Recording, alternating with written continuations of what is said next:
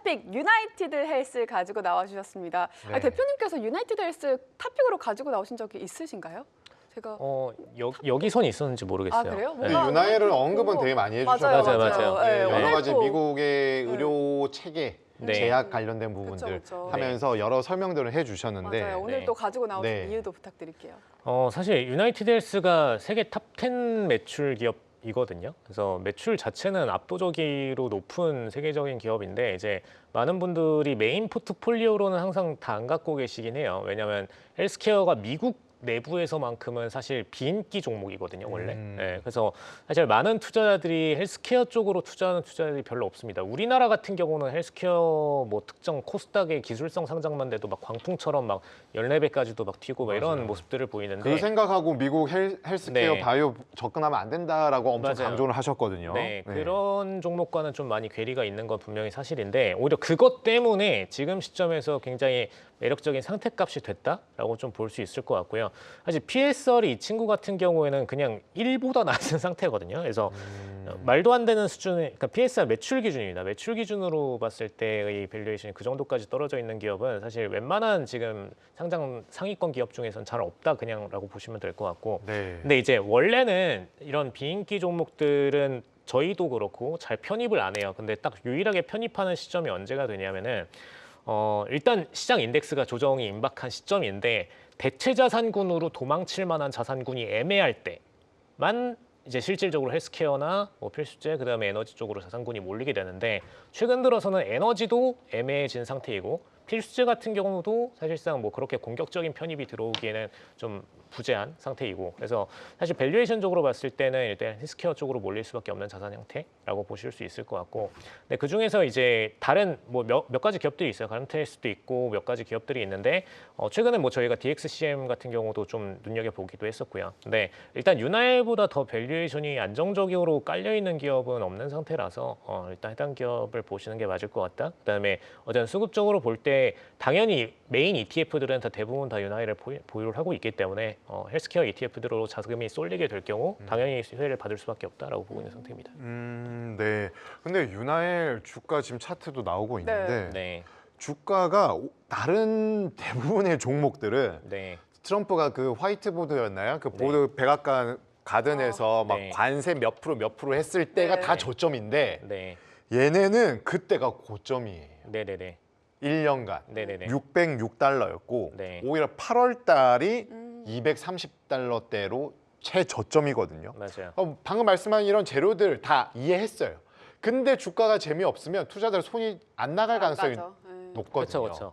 이렇게 밸류에이션이 낮다 강조하시는데 어떤 트리거가 곧 터질 수 있다 이렇게 보시는 거예요. 트리거가 터질 수 있다라는 표현은 좀 안 맞을 것 같고요. 그래요? 왜 네. 지금 이렇게 조정받은 주가가 됐느냐가 제일 중요할 것 같아요. 그러니까 왜가 중요한 건데 그러면 해소가 네. 왜를 알면 해소가 될 수 있다. 네네네. 보시는 그러니까 가장 큰 이유는 이제 오바마 헬스케어에 대한 종료 부분이 가장 컸습니다. 아. 이 친구들한테는. 네. 그러니까 유나이티드 헬스는 오바마 헬스케어 관련된 이슈에서 빠질 수가 없는 기업이긴 해요. 네. 그란트 헬스도 마찬가지고 이런 몇 가지 기업군들이 있는데 핵심적으로 재무를 까서 보게 되면은 유나이티드 헬스 입장에서 이제 오바마 헬스케어로 인해서 수혜를 받았던 해당 가입자군의 총 비중이 3% 정도 이내입니다. 그래서 총 매출 대비해서 3% 정도의 이내 이 인구만 사실상 가입자들만 어카운트만 이쪽으로 가입이 되어 있는 상태이고 오바마 헬스케어가 아예 종료가 된다라고 하더라도 이 친구들의 지금 분기 매출 성장 자체가 그래도 한 자릿수는 계속 매번 치고 있는 상태이거든요. 1.86% 뭐 이 정도씩을 계속 치고 있는 상태이기 때문에 최소 한두 분기면은 이 매출이 다 날아가더라도 커버할 수 있는 상태이다라는 점이 사실상 많은 투자자들이 그냥 오바마 헬스케어로 우려감에 그냥 매도를 하거나 투입을 안 했던 것 대비해서 실질적인 실타격은 별로 없는 상태다라는 게 핵심입니다. 그래서 어떤 이슈가 발생했을 때 투자자들이 자산을 편입을 안 하거나 빠져나가거나 하는 현상들이 있거든요. 근데 그걸 아예 재무적으로 다 까가지고 그게 실타격이 얼마가 되는가를 분석하고 나면은 이게 과한 타격인가 아닌가를 좀 볼 수 있습니다. 그러면 한 가지 더 궁금한 네. 게 중간 선거가 있잖아요. 네네네. 11월에. 네. 그래서 뭐 작년 연말에 제약 회사들 CEO 회장님들 모셔놓고 막 약간 혼내듯이 네. 막 백악관 지부실에서 막 그랬는데 네네네. 중간 선거가 다가오면 다가올수록 네. 민주당을 까는 네. 그 트럼프의 멘트는 더 강해질 것이고 네네네. 이렇게 되면은 여기에 또 좀 안 좋을 수도 있는 거 아닌가요? 맞아요. 뭐 그런 정도의 이슈는 사실 네. 이제 이거는 다 소화했나요? 언제나 그죠. 그러니까 비이성적 투자자들의 비중이 얼마나 높으냐 작으냐의 문제일 수도 있기 때문에 제가 그걸 함부로 막 확단하는 거는 좀 좋지는 않을 것 같은데 네.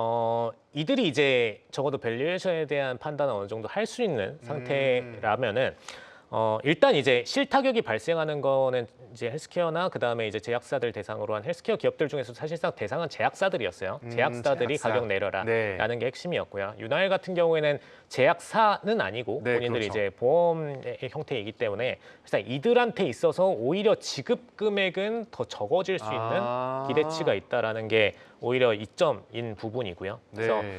종합적으로 봤을 때 오히려 제약사들이 가격을 내리고 뭔가 이들에 대한 부담을 줄임으로써 사실상 오바마 헬스케어를 해지하려는 게 이 트럼프의 입장이었기 때문에 네. 오히려 중간에서 타격에서 살짝 벗어나 있고 매출적인 하락도 덜 겪는 게 이 기업의 입장이다라고 좀 보시는 게 좋을 것 오히려 같습니다. 성공하다고 오면 이 말씀 네. 들으니까 돈 적게 쓸 것 같고 네. 트럼프의 오히려 수혜가 기대될 수도 있는 거 그러니까요. 아닌가라고 그러면 생각. 더욱더 이 탑픽으로 가지고 나오신 이유가 네. 빛을 발하는 것 근데 같습니다. 이게 헬스케어가 묶여 있다 보니까 헬스케어 뭐 특정 제약사들이 떨어지면은 이제 같이 막 ETF들이 밀리는 모습을 보여요. 근데 그 시점에서 정말 이 기업도 같이 그렇게 되는가 아닌가를 같이 보면서 트레이딩 하시는 게 맞습니다.